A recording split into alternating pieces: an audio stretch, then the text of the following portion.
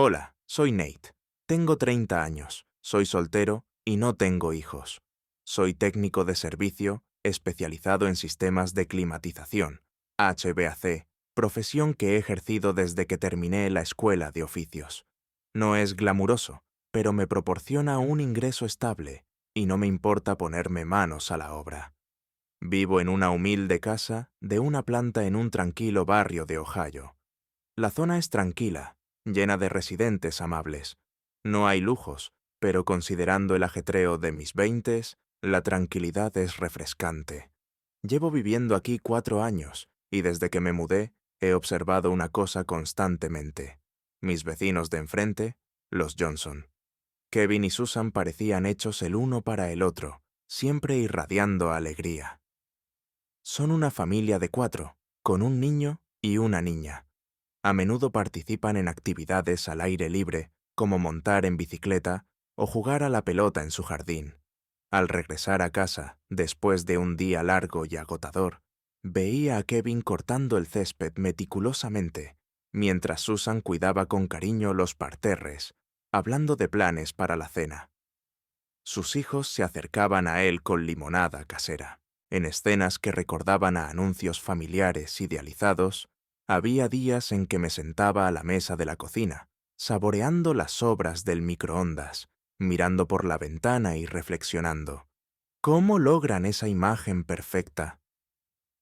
A Susan, con sus ocasionales saludos y constantes sonrisas al verme, rara vez le hablaba, pero siempre parecía genuinamente amable. No había falsa calidez en ella. Kevin, en cambio, era una presencia constante. Su firme apretón de manos y su anillo de bodas sugerían una gran personalidad. Un momento que recuerdo vívidamente es cuando lo vi cargar a su hija después de que se cayera y se raspara la rodilla. No dudó, sino que la levantó con delicadeza como si fuera una pieza delicada. En ese momento pensé, este hombre sí que sabe ser padre. Parecía que esta familia tenía el secreto de una vida armoniosa. Sin embargo, ese jueves lo cambió todo.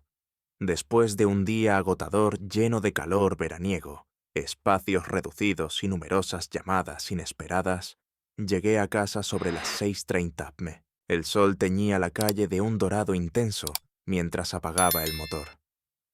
Me detuve un momento y miré mi teléfono, sin descubrir nada nuevo.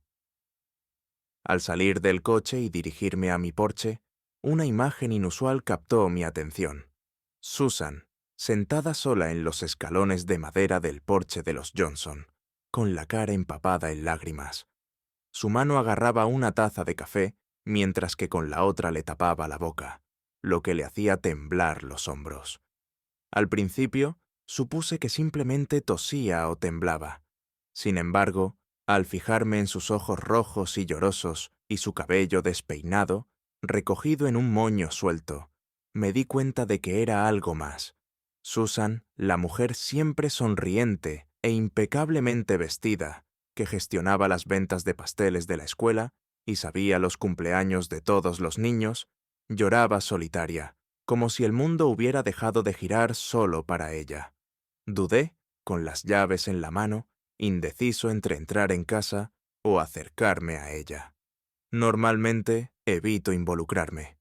Al fin y al cabo, no éramos muy amigas.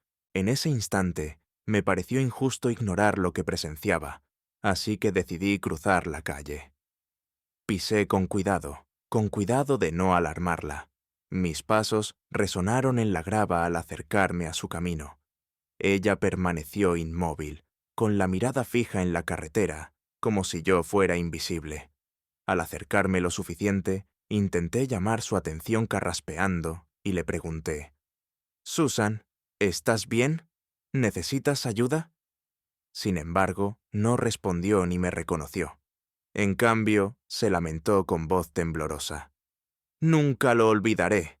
¿Por qué son tan crueles los hombres?» No sabía qué decir. Sus palabras me dejaron en blanco. Finalmente se giró hacia mí, con una expresión mezcla de dolor, confusión e ira. Las lágrimas no fluían con elegancia, era la emoción cruda de un alma destrozada. Pregunté con cautela. ¿Fue Kevin? Fue entonces cuando se derrumbó. Se levantó bruscamente, haciendo que la taza volara del escalón. Empezó a caminar de un lado a otro, inquieta, secándose los ojos y con la voz cada vez más alta. Él se había ido. Simplemente la había abandonado. Recogió su equipaje, me miró fijamente y declaró: «Ya no puedo seguir así». Había encontrado a otra persona, más joven, más atractiva, sin hijos, sin complicaciones. Y entonces desapareció. No sabía a dónde dirigir la mirada. Ella estaba de pie frente a mí, temblando no de miedo, sino de ira y dolor, entrelazados. 12 años, 2 hijos, una hipoteca, partidos de fútbol, facturas médicas. Sin embargo, al final, no significaban nada para él. Dijo que yo no era suficiente, que necesitaba recuperar su vida. Y entonces ella se rió entre dientes, no porque fuera divertido, sino porque era la única manera que tenía de evitar derrumbarse. Anhelaba decir algo, cualquier cosa. Pero ¿qué se le puede decir a una mujer que acaba de ser abandonada por el hombre alrededor del cual construyó su mundo? Así que me senté en el escalón a su lado. No hablé. No pregunté más. No le aseguré que todo estaría bien, porque sabía bien que ese consuelo estaba lejos de alcanzarlo en ese momento. Simplemente me senté, en silencio, a su lado, hasta que el sol se puso tras los edificios y la calle se sumió en la oscuridad. A la mañana siguiente, solo podía pensar en Susan. No podía quitarme esa imagen de la cabeza. Su voz, su rostro y la forma en que planteó esa pregunta, como si llevara semanas gestándose en su interior. ¿Por qué los hombres son tan despiadados?, resonaba en mi mente esa noche. El sueño me esquivó. Me daba la vuelta, miraba al techo y repasaba la escena. El porche, sus manos temblorosas, el tintineo de su taza en los escalones. Todo persistía. A las 9 de la mañana me encontraba en la cocina, preparándome café, pero sin poder tomármelo. Me sentía incómodo sentado allí, sabiendo que probablemente ella seguía en su casa, lidiando con las consecuencias de nuestro encuentro. No sabía qué hacer, pero pensé que hacer algo era mejor que nada. Así que llené un vaso de café para llevar y conduje hasta la panadería de la esquina. Compré 2 muffins de arándanos y 2 cafés, el suyo con leche de avena, pues recordé de aquella fiesta del barrio de hace años que era intolerante a la lactosa. Un detalle insignificante, pero que se me quedó grabado en la memoria por alguna razón. Al regresar, dudé un momento en la puerta de su casa. El jardín estaba en silencio, el porche vacío, con las cortinas medio corridas. Me pregunté si estaría dormida o si prefería evitar la compañía. Sin embargo, mis pies me obligaron a subir los escalones. Golpeé suavemente la puerta, pero no obtuve respuesta. Después de esperar, la puerta se abrió lentamente. Ella estaba allí de pie, con una camisa demasiado grande y el pelo recogido en un moño suelto. Sin maquillaje, estaba pálida. Sus ojos no estaban rojos, pero parecían alguien que se había secado las lágrimas y ahora estaba vacío por dentro. Levanté la bolsa y susurré: «No estaba segura de si habías desayunado. Traje magdalenas y café». Observó la bolsa un rato antes de mirarme. Esperaba que dijera algo o me pidiera que me fuera, pero en cambio se limitó a asentir. Abrió la puerta mosquitera de par en par y se dio la vuelta sin decir nada. Entré, ya que nunca había estado en su casa. Se sentía extraña, casi íntima, excesivamente silenciosa. La sala de estar estaba impecablemente limpia, demasiado ordenada como si la hubiera ordenado para distraerse. Contenedores llenos de juguetes, una foto familiar boca abajo sobre la mesita auxiliar. Esto me llamó la atención al instante. Se aventuró a entrar en la cocina. Yo la imité. Dejé la bolsa en la encimera y le serví el café en una taza que me ofreció. Le temblaban las manos al removerlo. Nos quedamos allí en silencio, bebiendo a sorbos. El ambiente entre nosotros era denso, pero no incómodo. Simplemente rebosaba de silencio. Tras unos instantes de quietud, habló. Su voz era suave y controlada. Se ha ido. Asentí lentamente. Era consciente. No volverá. Ya lo esperaba.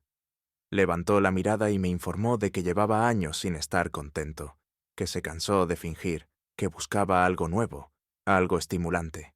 Guardé silencio, dándole espacio para hablar. Le daba todo, Nate, todo.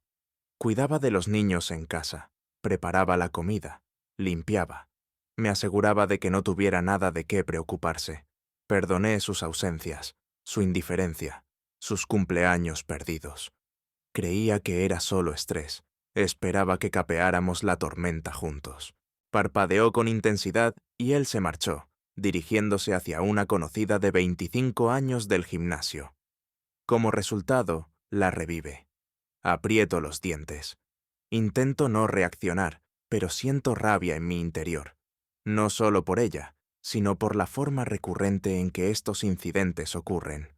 Mujeres nobles son emboscadas. Madres devotas son abandonadas. Ella persistió. No grité ni me lamenté. Simplemente me quedé allí mientras él recogía sus pertenencias. Le pregunté por los niños y me respondió: «Ya te las arreglarás. Siempre lo haces». Dejó el café, se cruzó de brazos y miró por la ventana de la cocina. Vi su reflejo en el cristal, resistente pero agotada. Finalmente, expresé mis pensamientos. «Es un cobarde, Susan. No te lo merecías». No me devolvió la mirada.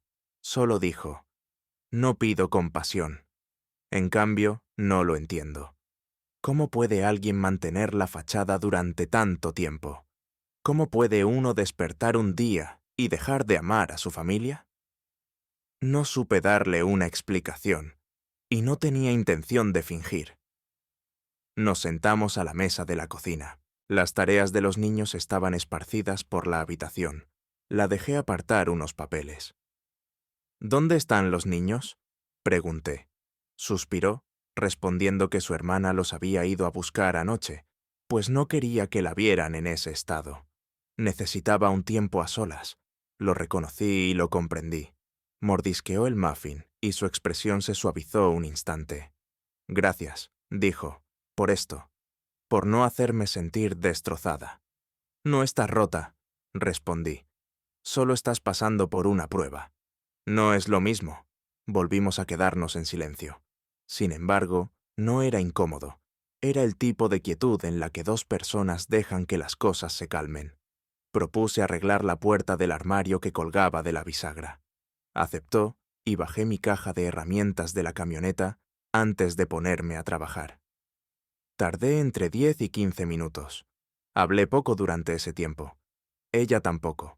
Sin embargo, cuando me fui, sus hombros parecían menos tensos.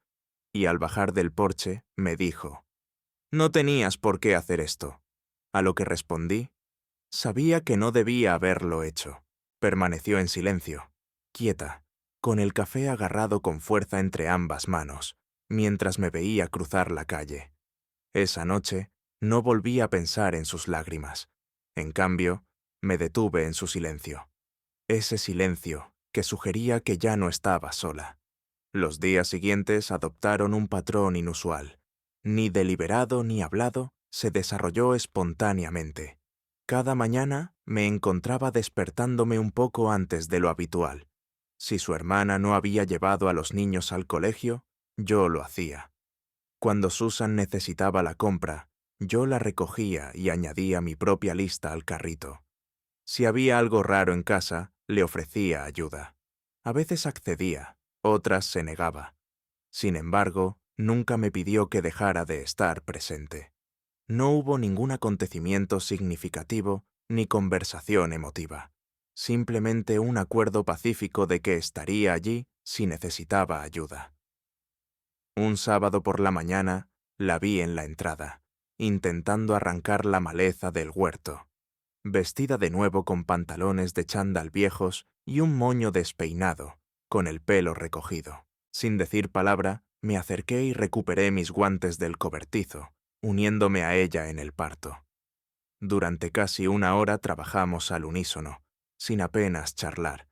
Ella se mantuvo callada tanto como yo, pero esa era la esencia de nuestro vínculo. Finalmente se detuvo, apoyándose en los talones y secándose la frente con la manga. «Esto no es lo difícil», comentó. «No, es el silencio, la soledad, la ausencia de interrupciones, la mitad vacía de la cama, la cena sin comer», señaló. Me costó responder, pues era soltera y no tenía hijos, incapaz de comprender del todo su situación. Sin embargo, comprendí que no solo expresaba su angustia por la partida de Kevin. En cambio, lamentaba la repentina desaparición de la vida en la que había creído. ¿Preguntaban los niños por él? Pregunté finalmente.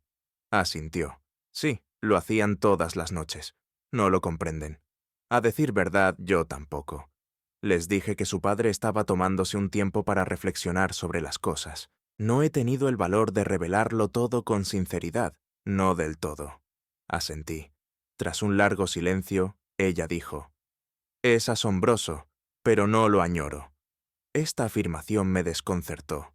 Al parecer, se refería al hombre que creía genuino, al que nos parecíamos como pareja. Sin embargo, quien se fue no era mi marido, era un desconocido. Este sentimiento resonó en mí y me dolió. Por un instante, su mirada se desvió, como si persiguiera recuerdos que se le escapaban. Me levanté, me sacudí la tierra de las manos y dije: «Preparemos un té helado». Consintió con una pequeña sonrisa sincera cuando le pregunté si lo prefería con limón o solo. Más tarde esa semana, su coche no arrancó y me llamó. Parafraseado. No lo extraña del todo, más bien extraña la versión de él que creía auténtica. El hombre que se fue no era mi esposo, sino un desconocido. Tras un rato sin hablar, compartió sus sentimientos, dejándome desconcertada. Su coche no arranca más tarde esa semana, y me pide ayuda. No soy mecánico, ni su hermano, ni Kevin, sino yo. Llegué a su casa esa tarde después del trabajo. Examiné el motor. Detecté un borne suelto en la batería. Una simple reparación de 10 minutos. Se sentó en los escalones, observándome mientras trabajaba. Al terminar, me limpié las manos y le aconsejé: «Inténtalo».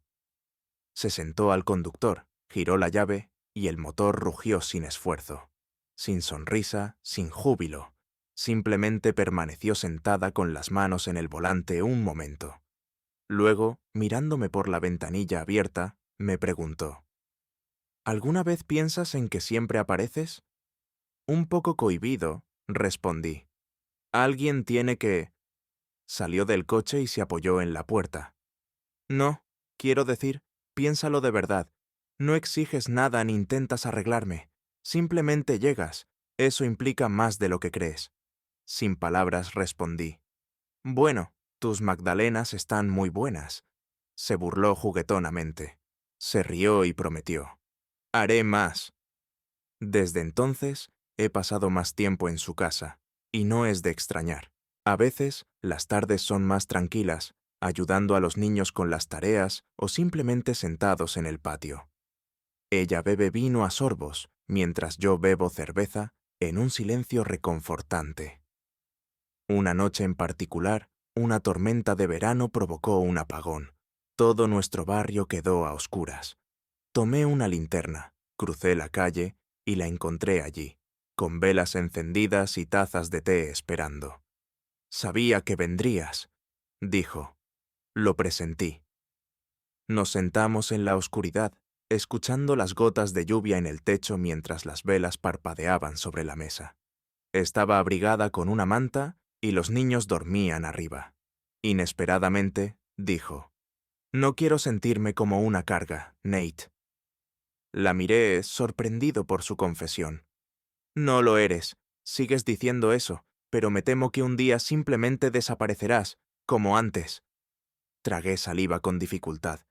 «Entonces, supongo que debo seguir demostrándote lo contrario». No respondió. Simplemente miró su taza y esbozó una leve sonrisa.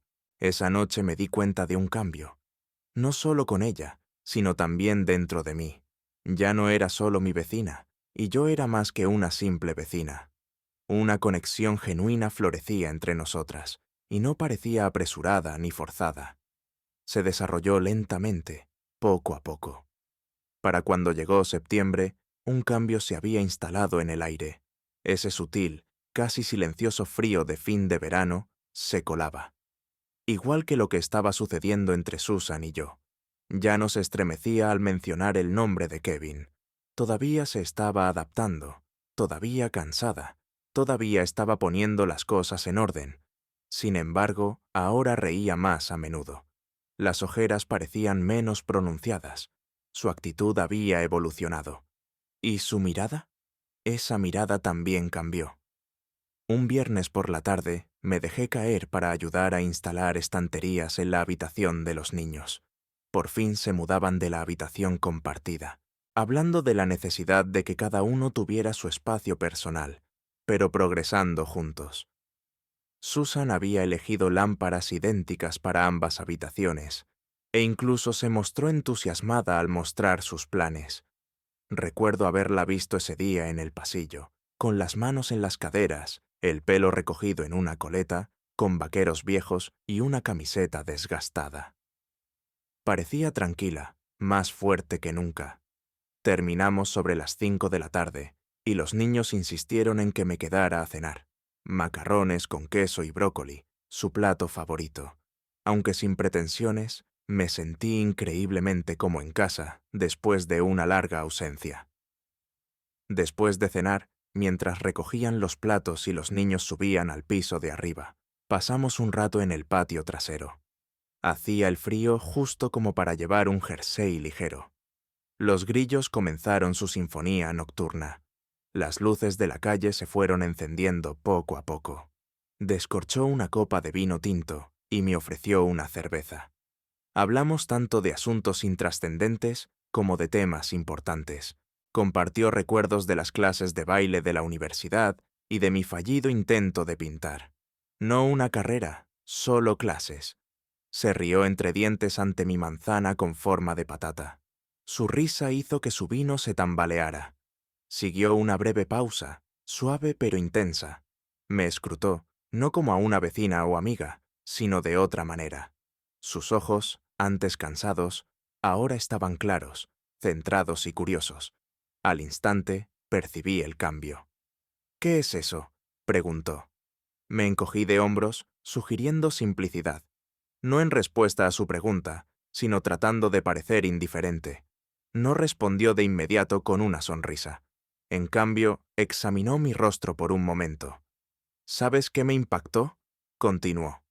«Sí, nunca exiges nada, ni viajes, ni compras, ni tiempo. Simplemente te presentas», respondí con indiferencia. Ella negó lentamente con la cabeza. «No, Nate, no es eso. Es tu decencia». Y había olvidado esa sensación. Esto me impactó más de lo esperado. Por un momento más, permanecimos en silencio. Tomé un trago de cerveza para disimular el creciente dolor en el pecho. Entonces, ella habló en voz baja, como si me contara un secreto. Cuando Kevin se fue, creí que ningún hombre volvería a considerarme mujer. De verdad, me transformé en madre, en una esposa abandonada, en una vecina afligida. «Pero contigo», continuó vacilante. No supe cómo responder. Sus palabras me tomaron por sorpresa. Las había meditado, por supuesto. Había pensado en ella, más veces de las que quería reconocer. Sin embargo, nunca dejé que esos sentimientos se manifestaran.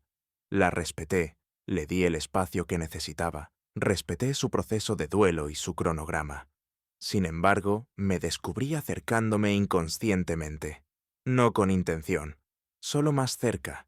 Ella lo percibió. En lugar de retroceder, sonrió. Una leve sonrisa. «Está bien, Nate», dijo. «Yo también lo veo». Permanecimos inmóviles un rato, simplemente reconociendo la silenciosa transformación que había tenido lugar entre nosotros en los últimos meses. Finalmente se levantó, se estiró y sugirió: «Vamos adentro». Me condujo a la cocina como siempre, pero esta vez noté un cambio en el ambiente. Los niños dormían. El silencio envolvía la casa, un silencio que ya no carecía de presencia.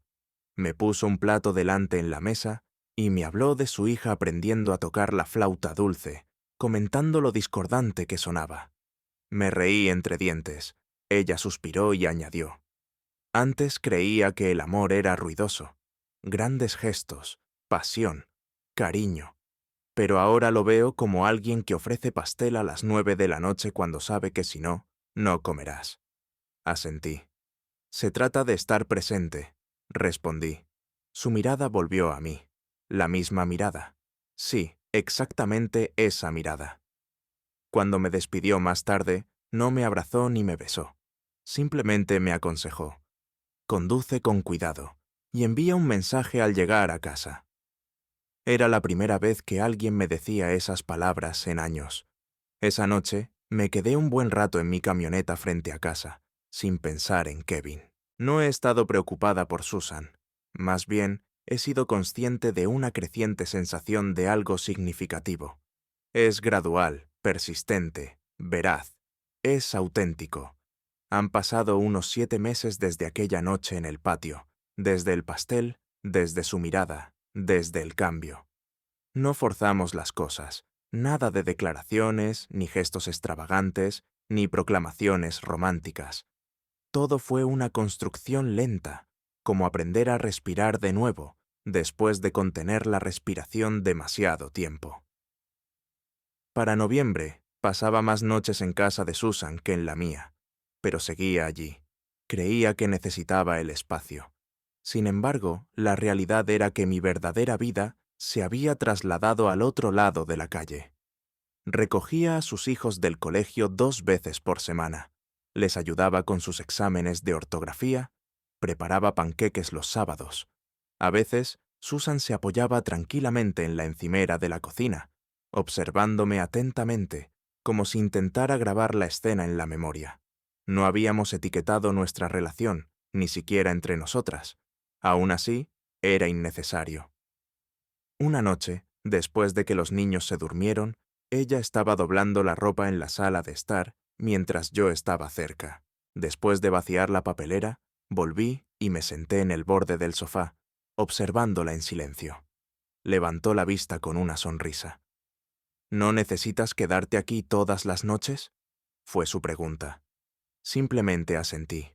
Lo sé, pero tú decides. Cada vez. Sin más palabras, ella siguió doblando la ropa. Era típico de nosotros. Entendimiento mutuo sin palabras. Más tarde llegó la carta, a finales de enero, guardada en nuestro buzón. El remitente decía el nombre de Kevin. No estaba presente cuando la abrió, pero 1 hora después, su voz tembló con un dejo de inquietud. Está pidiendo la custodia completa, me informó. Se me hizo un nudo en el estómago al oír sus palabras. Increíble, pensé, mientras añadía: no los ha contactado en meses. Efectivamente, lo confirmó. Parecía que la mujer por la que la había dejado había roto con él. Ahora buscaba un nuevo comienzo, y su plan era mudar a nuestros hijos al otro lado del país. Furiosa, Susan no era de las que gritaban ni destructivas. En cambio, tenía frío, temblaba y no respiraba. Había reconstruido su vida con diligencia, solo para que este hombre insensible intentara destruirla de nuevo. Conversaron toda la noche, y ella lloró por primera vez en semanas, no por añorar a Kevin, sino porque este hombre aún podía causar estragos en la existencia que había reconstruido con tanto esfuerzo. No pude ofrecerle soluciones, pero le aseguré una cosa: ya no tenía que afrontar esta dura prueba sola. En 2 semanas, contrató representación legal. Presentó una contraargumentación, recopiló informes escolares, testimonios de su hermana e incluso una declaración del pediatra. También buscó mi colaboración. Sin dudarlo, acepté escribir algo. Anoté mis observaciones. Una madre que nunca faltaba a los eventos escolares. Una mujer que se mantuvo firme tras ser abandonada.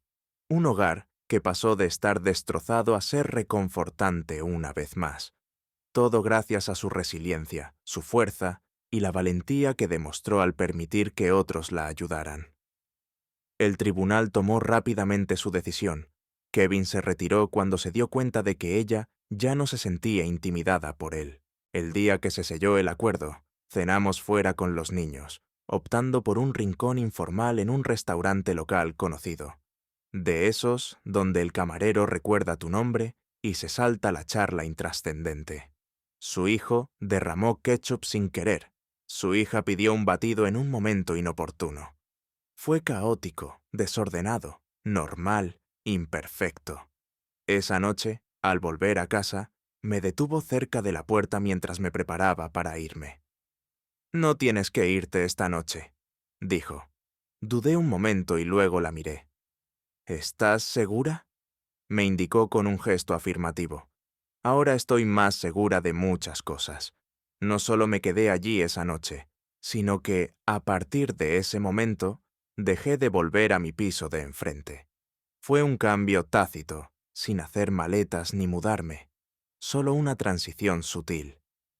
Para la primavera, mi cepillo de dientes estaba en su baño y mi chaqueta colgaba junto a la puerta.